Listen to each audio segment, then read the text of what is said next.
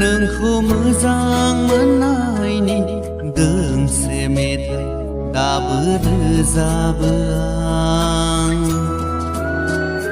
नोंखौ मोजां मोननायनि दोंसे मेथाइ दाबो रोजाबो आं।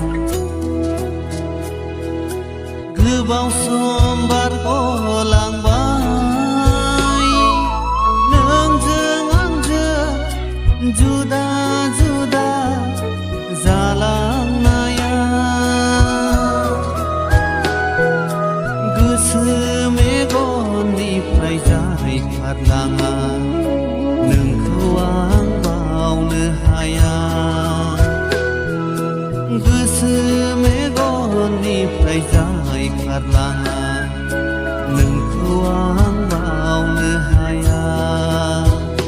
नोंखौ मोजां मोननायनि दोंसे मेथाइ दाबो रोजाबो आं।